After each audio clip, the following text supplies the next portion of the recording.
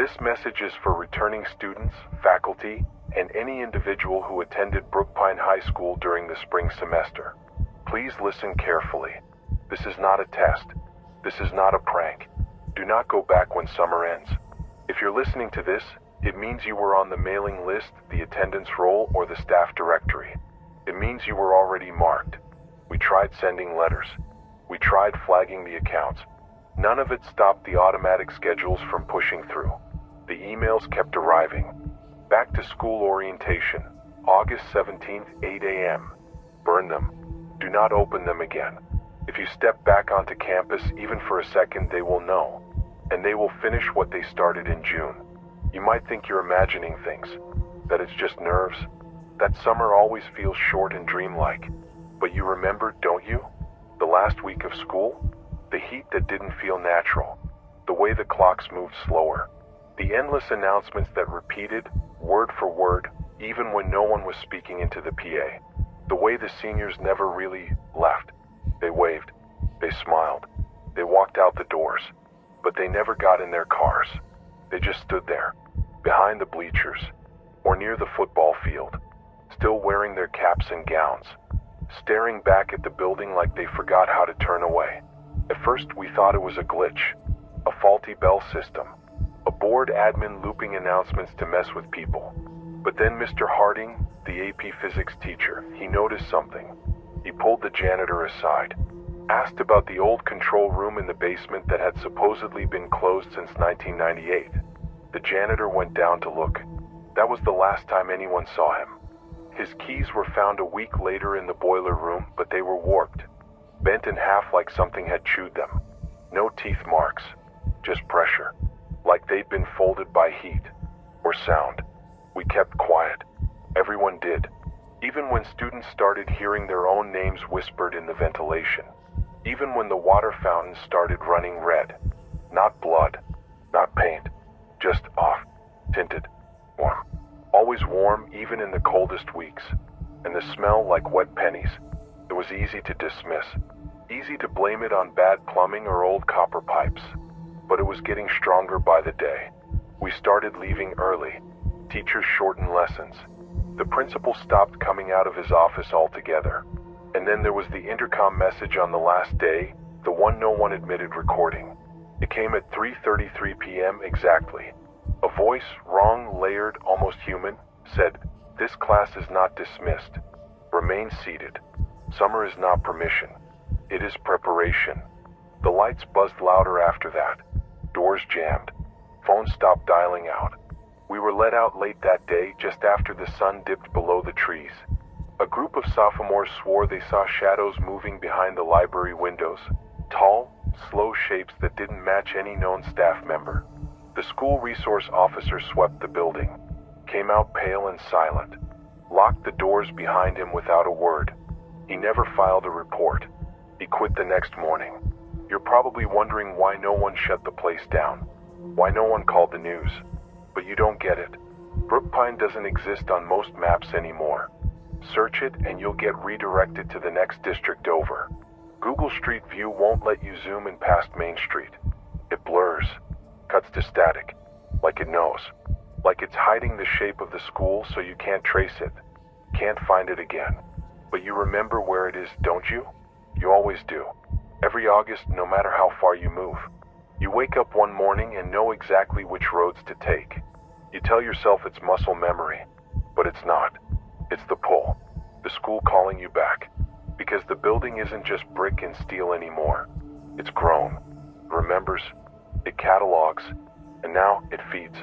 Every student who returns in the fall becomes part of the schedule, not just figuratively.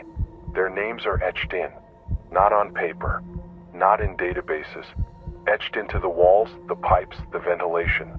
If you listen closely while standing near the cafeteria freezer, you can hear the list. Hundreds of names whispered in sequence. Some repeat. Some are crossed out mid-sentence, replaced by a new name. No one knows why. No one knows what triggers the change. But when your name is called too early, that's when you start forgetting. First your locker combination, then your next class, then your own face in the bathroom mirror. Until one day you're standing in the hallway and someone asks who you are, and you have no answer, because the building has taken you. Do not go back when summer ends. Burn your schedule. Block the school's number. If someone calls and claims to be a classmate asking for help, don't answer. It's not them. It's not anyone. Once you respond, it knows you're still listening, still reachable. The safest thing you can do is forget. Let the summer erase what it can. Let the heat scrub your memories clean. And when August 17th comes, do not wake up early. Do not pack a bag. Do not check your email. Because if you do, the hallway lights will flicker. The doors will unlock. And the school will make room for you again. Some of you are going to ignore this warning. You'll shrug it off. Tell yourself it's a joke or a story made up to scare freshmen. You'll drive by the building, slow down at the light, and feel that pull again, that strange comfort of routine. And maybe you'll even convince yourself that what happened last year was just stress or senioritis or shared hysteria. But then you'll start noticing the little things. Your school ID won't scan right, but the door will still open. Your locker won't be assigned, but the same one from last year will click open with your old combination, even though you never wrote it down.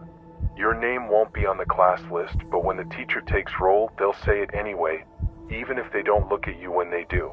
That's when it begins again. The schedule doesn't care about calendars or board meetings. It doesn't wait for permission. It writes itself. Holes in the ones it lost track of, the ones who wandered too close, the ones who remembered too much. And once your name is back on the list, the building starts to adjust for you. You'll notice rooms you swear weren't there last year. A new hallway. A classroom with no windows. A stairwell that loops the wrong way. The layout shifts every few days now. Teachers pretend not to notice, but they walk faster between periods. They avoid eye contact. Some carry flashlights. No one talks about the third floor west wing. No one goes near the dark room. Because once you step into one of those new spaces, it gets harder to leave. Your watch won't work. Your phone screen will turn black. Not off, just black. You'll still feel the battery warmth, the vibrations, but nothing displays. The school eats screens. It eats clocks. It eats time. And when you finally do get out, if you do, you'll realize the rest of the school day went on without you. No one noticed you were gone. Not even your friends. Not even the teacher who had just taken attendance. Worse than being forgotten is being remembered incorrectly. A sophomore named Lena went missing for 3 periods. Came back to class looking pale, shaking like she'd been underwater. But when people asked her where she'd gone, she didn't understand the question. Kept saying, "I was there the whole time." Over and over, like she had to convince herself. Her voice cracked when she said it the 5th time. On the 6th, it sounded deeper. Not like her at all. By Friday, Lena was still at her desk. Same spot, same clothes, but no one spoke to her anymore. The teacher skipped her during roll. Her friends avoided her eyes. She didn't eat. She didn't blink. Just sat there, staring ahead, lips moving faintly as if reciting something. Her desk stayed there the whole year, even after she stopped showing up. And every time a new student tried to sit there, they'd pause, just for a second, and get this faraway look in their eyes. One even whispered, "Sorry," before choosing a different seat. That desk is still there now. We think the school doesn't like gaps in the schedule. That's why it keeps calling us back. Why it repeats events and faces and hallways. It doesn't want to let go of what it's memorized. It would rather twist reality than erase attendance. That's why you feel déjà vu in the cafeteria. Why the same fight happens near the vending machines every semester, even if the kids involved don't know each other. Why you've heard the same scream echo from the auditorium every October, and the janitor always says, "Must have been the wind." It's not wind. It's the playback. Brookpine records everything. Not just video. Not just sound. It records emotion, movement, fear. And it doesn't replay like a tape. It leaks. Bleeds into real moments. You could be walking to class and pass someone who looks exactly like you. Same hoodie. Same backpack. Same tired eyes. But they don't look at you. They just pass by like they've already seen you 100 times before. And maybe they have. Maybe they're last year's version of you. Or next year's. Or the version that never found the right classroom and kept wandering, stuck in some infinite loop between periods 2 and 3. And if you follow them, if you chase the echo of yourself down a hallway that bends too sharply or leads to a door with no handle, don't. Just don't. Because if it shuts behind you, no one will open it. No one will even see it. And you won't come back the same. There was one boy who did. We won't name him here, but you might remember. He came back different. Didn't speak for days. And when he finally did, it wasn't in English. It wasn't in any language anyone recognized. Just a low rhythmic hum that made the fluorescent lights flicker and one of the clocks shatter. After that, he was sent away. But not home. No one says where. The teachers just say he transferred. His name still shows up on the attendance sheet though. Every day. First period. Present. They stopped taking roll aloud after that. So what can you do? If you're hearing this, if you've already received your schedule, if you've already felt the pull to drive by and just check. Turn around. Don't park. Don't look at the front doors too long. That's how it finds you again. Look at your feet. Keep moving. Find somewhere noisy, bright, unfamiliar. The school can't reach as easily through change. It doesn't like unpredictability. It's a machine and it works best on patterns. So break yours. Change your morning routine. Use a different email. Cut your hair. Stay up late. Sleep through the first day of school. Delete the group chat. Block the number that says Brookpine office. They'll leave voicemails. Don't listen to them. Don't write anything down that they say. Words written down give it shape, power. The walls are already thin enough. If someone sends you a yearbook photo and says, "Hey, isn't this you?" Don't answer. It is, but it's not from this year. The school will escalate. Once it senses resistance, it starts reaching further, through dreams, through devices, through memories. You'll start seeing the colors of the school in places they don't belong. That pale green hallway tile under your bedroom rug, that buzz of fluorescent hum leaking into your headphones even when nothing's playing. You'll hear familiar phrases from your teachers spoken by strangers in public. The phrase "eyes up front" will make your stomach turn. The smell of dry erase markers will feel like smoke, testing you, pushing past the walls of summer. Because for years, the break in June used to be enough. A buffer, a reset. But the school is evolving. It no longer waits for bodies to walk in. It brings the halls to you. It builds itself in shadows and echoes, trying to remake its shape wherever you are. A faint red exit sign appearing in your closet. The sound of a locker slamming behind you when you're home alone. Your reflection looking back at you like it's still wearing a lanyard. This is how it spreads. Some of us have tried to leave town altogether. Erase every trace of Brookpine from our lives. But it follows. Not the building, but what the building made us. One student moved 6 states away and changed his name. Thought he was safe until his younger brother got a letter from Brookpine Virtual Academy in the mail. There is no virtual academy. He opened the envelope anyway. That night, their Wi-Fi began looping the school's morning announcements at 4 a.m., even with the router unplugged. The family hasn't been reachable since. If you think this is exaggerated, good. If it still feels like fiction to you, that means you still have time. But if anything in your stomach says this might be real, then you already know it is. Because the school only marks those who remember. It feeds on recognition. That's why we're telling you this now. Before the leaves change. Before the air gets heavy and still. Before you hear the morning announcements in your sleep. Listen again, because this is your last chance to stay safe. Do not go back when summer ends. Not to visit. Not for a reunion. Not just to say hi. They'll smile at you when you walk in. They'll pretend it's normal. The front desk lady will ask how your summer went. The same way she did last year. The same way she always does.